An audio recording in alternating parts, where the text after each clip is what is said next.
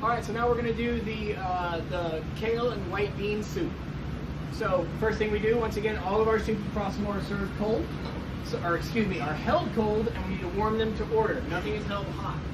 So we're gonna come over here to our soup. Let's actually bring the camera a little closer on this one. I want to show you specifically. So you can see the soup all the way inside the container here. See how it's brothy?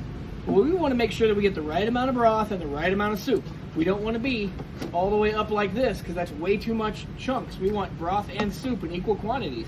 So we're going to kind of do like a nice even scoop, like that right there. And then you can kind of adjust. Does my next scoop need to be a little bit more brothy? Does my next scoop need to be a little bit more chunky?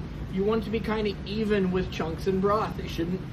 People shouldn't complain that it's all beans or all broth. They should be equal parts. Once again, this is going to be 3 ladles or 12 ounces of soup is what we're aiming for. So that's a 4-ounce ladle, 3 scoops, gets us where we need to go. We're going to lay that on the stove. We're going to bring that to a rolling boil.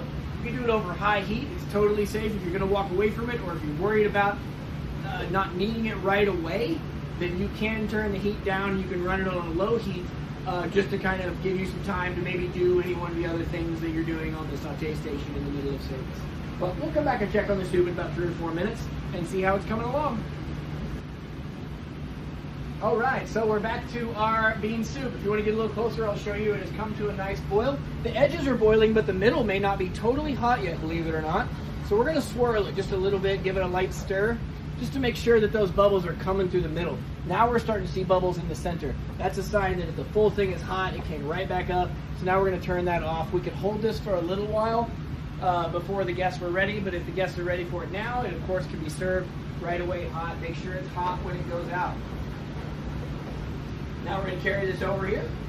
This one usually doesn't require a rubber spatula. You can just gently pour it into the bowl, as long as you have the right amount. As you can see right there, I've got that half inch lip around the bowl. I should not be more full than that. If I'm more full than that, you're just giving them too much soup. You're making it hard to eat. You're making it hard to serve. So make sure if you have extra soup, you don't dump it in there. Just leave it at this amount and put the rest back in the container. That's very important. I do not like overfilled bowls of soup. Okay, lay this over here. All right, so now we've got our soup here. We're going to do the garnishes. So this is our boiling hot soup, 12 ounces, right there in the dead center. Now we have 2 garnishes to add to this soup. We have our green olive pesto. I'm going to use quite a big dollop of that. This is kind of part of the flavor profile. So we want like a nice, tablespoon or so of green olive pesto kind of right in the middle of that soup.